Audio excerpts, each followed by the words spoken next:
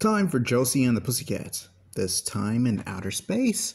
That's right, just like the intro said, this is the Josie and the Pussycats in outer space talk. This shouldn't be too difficult in regards to the characters, they're the same as in Josie and the Pussycats, but for simplicity's sake, let's get to it. First up, we have Josie, who is the leader of the band and the main character. At least that's what the title tells us. She plays the guitar and is a redhead, my kind of woman. In this show, she takes a bit more of a proactive role in the show, but still doesn't really do much.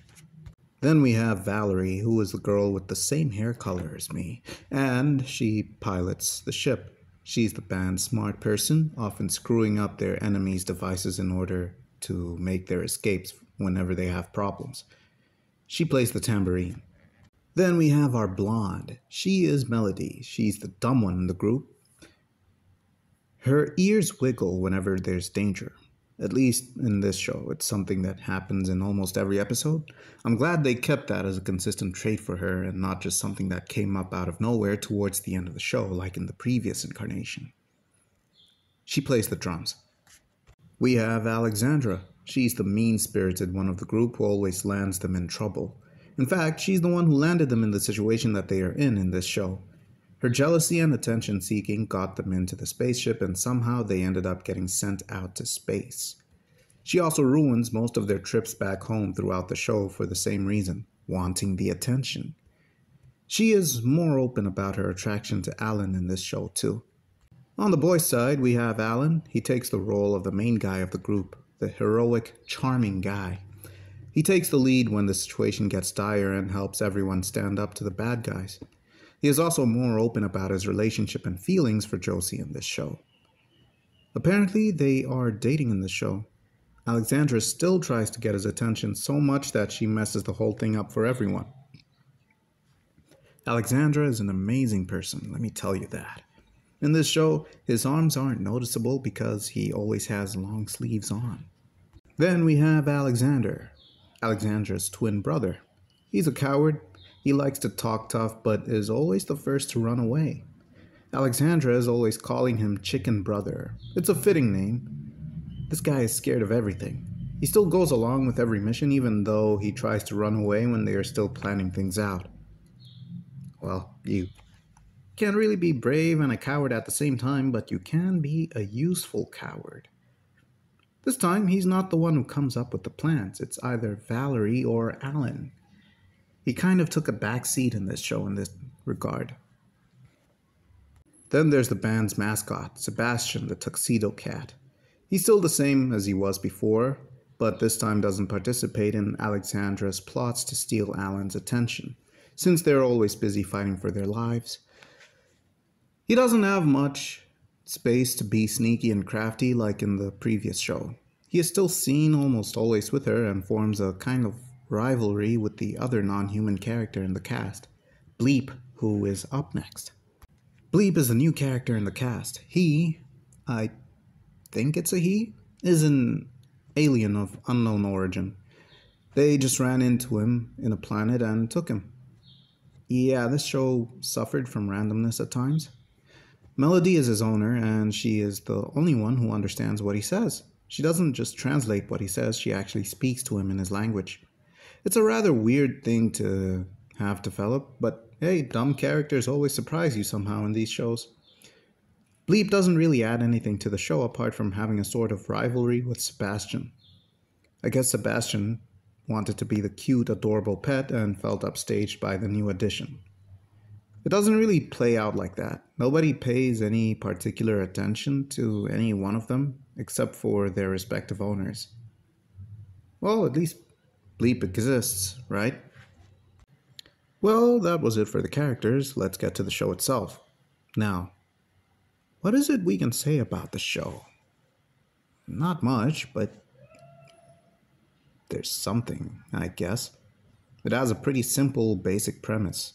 The band is stuck in a spaceship that's drifting aimlessly in outer space, and they are trying desperately to get back to Earth.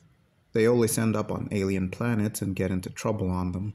Once free, they set off either on a Our quest continues ending, or Alexandra messes up everything after the grateful aliens assist them in getting the coordinates to go to Earth. Very simple stuff. The show goes on like that in every episode. It's very formulaic. We never have an episode where it's just them on the ship reminiscing about being back on Earth. No, they always land on an alien planet. We didn't get that many different kinds of situations either. They either stop a would-be galactic conqueror or stop someone who enslaved their own people. The relationship between the characters is the same as it was in the original show, except I guess Alan and Josie are more open about their feelings for each other, and I have the impression that they're dating at this point in time. Their closeness is very out there. I'm glad. Well, the show could have gone for the whole will they, won't they angle, but this was good too. It's a kids' show, so it doesn't need to dwell on drama like that. We just needed to see adventure. But then that didn't mean that the animators should have been as lazy as they were. Dude, the animations didn't even make sense a lot of the time. Sometimes you could see things moving out of sync, and other times you could just hear the noise while the image is frozen, and then you see the result of the noise that was made. The time that I even paused the show and was like, nah, this ain't it, Chief, was here. Tyrant, come and get me! Man, that ain't it, Chief. The animation was the worst I have ever seen in any of the shows that I have watched. I don't know what was going on behind the scenes for this kind of stuff to be approved, but they definitely didn't do a good job at it. The original show was the best one. Heck, it was competing with Scooby-Doo. I really loved it for that. It had something going for itself. Sure, they had a lot of the music used in Scooby-Doo, but still. And then this show remixed some of the music to make it stand out more. Yeah, that wasn't a good idea either. I guess this show kind of lacked identity. It felt like a cash grab. Instead of making a proper second season of Josie and the Pussycats, they made this, and I don't know if the crew was different, but sheesh. Ah, man. Well, at least Alexandra was still hot. Hey, sometimes you won't let go of your childhood crushes, okay? It's like poetry. It rhymes. There really isn't much to touch on here. The show is simple, the talk is simpler. A 2-sentence review is enough for this show, to be honest. I can actually say that this ranks very low on my tier list. So far, it is the lowest rank. There were days when I would put it on and I would just use it as background noise while I did other things that stimulate me. I didn't miss much on those days either, and I still managed to make the video and talk about it accurately. I guess I can say that my favorite character was Alan. He took the lead and came up with the plans most of the time. The other person who came up with the plans was Valerie. I don't have a favorite episode, but I do have a least favorite episode, and that's the last one.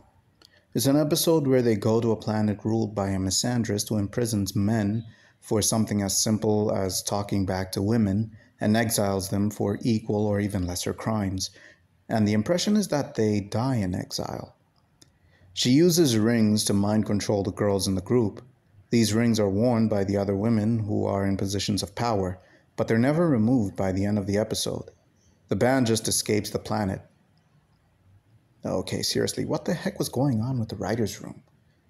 Well, I hate those world ruled by women episodes, and what if the roles were reversed episodes. And I scoffed in a disappointed way when I saw that would be the last episode of the show. Seriously, I don't like those episodes. Smart of them to make it the last episode so I wouldn't skip a thing. I guess it was all part of the grand design. Well, honestly, that's all I can say about the show. There really isn't much to it apart from what I mentioned. It's so simple that you could classify it as filler content in life, even if you're addicted to cartoons. Maybe you'll enjoy it, I don't know. I didn't. Anyway, check out our Instagram page, our Facebook page, and the rest of our channel for more cool content like this, or something slightly different. We do more than just talk about TV shows here. Go on, have a look, and have a good day.